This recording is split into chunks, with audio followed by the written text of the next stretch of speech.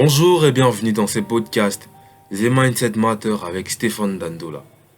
Les conseils de l'homme le plus sage au monde ne servent à rien. J'avais prévu de choquer quelqu'un dans l'épisode d'aujourd'hui, j'espère que c'est le cas. Tous ces conseils, tous ces livres lus, tous ces podcasts, toutes ces leçons apprises ne servent absolument à rien. Si de ta part, tout ce qui a été cité si haut n'est pas suivi des actions, ça ne sert absolument à rien. Il n'y a que les agissements qui comptent. C'est la finalité pour tous, que ce soit pour les animaux ou encore les hommes. Nous les hommes, on a un certain avantage dans la situation.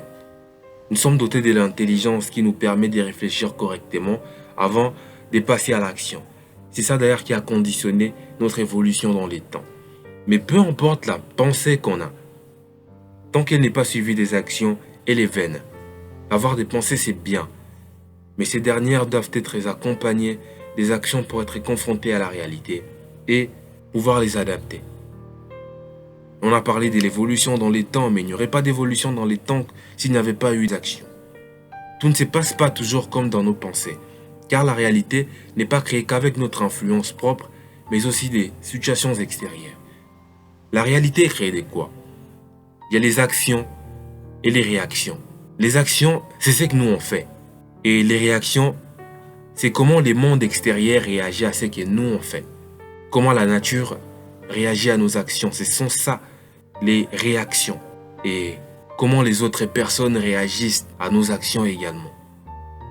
Alors ce que nous on fait, on peut les contrôler. Mais ce que les autres font, on ne peut pas. C'est pourquoi il est important d'agir, attendre les réactions d'autres personnes, pouvoir s'adapter, ainsi de suite. En plus de cela, le cerveau humain est conçu pour être efficace, pas exact. Là, c'est Mark Manson qui l'a dit dans son livre « L'art subtil de s'en foutre ». Je peux avoir des pensées très efficaces, mais je ne peux pas dire que c'est exact tant que je les ai pas encore confrontées à la réalité. Tant que la réalité n'a pas encore eu lieu, je ne peux pas dire que mes pensées étaient exactes.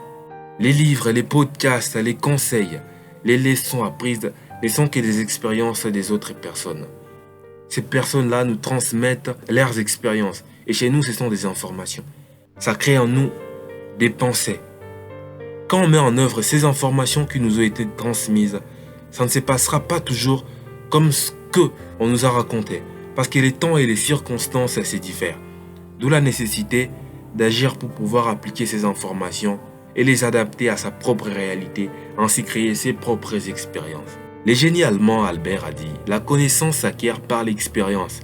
Tout le reste n'est qu'information. » Alors tout ce que les autres personnes nous transmettent, ce sont peut-être leurs connaissances à eux. Mais quand ils nous transmettent à nous, ce sont que des informations pour nous. Tant qu'on ne les a pas encore confrontées à notre réalité, ce ne sont que des informations. On peut parler des connaissances que des situations que l'on a expérimentées. J'ai fait face à une situation, j'en tire des leçons. Et là, je vais parler des connaissances. J'avoue que j'abuse un peu quand j'ai dit que les conseils de l'homme le plus sage au monde ne servent à rien.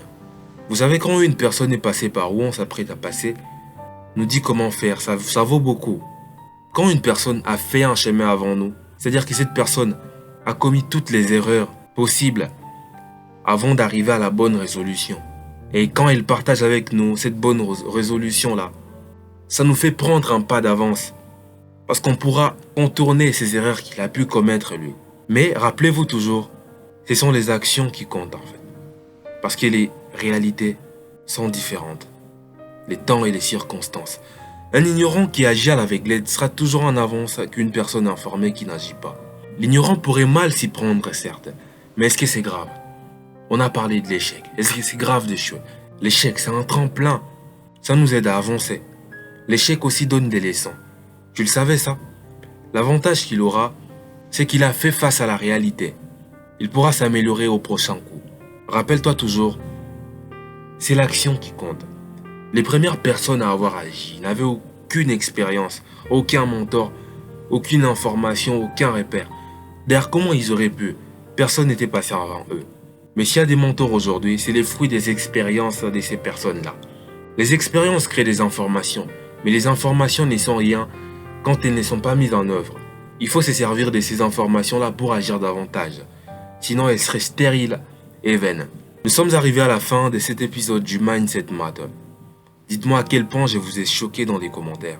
Restez branchés pour un nouvel épisode. Comme toujours, c'était Steph.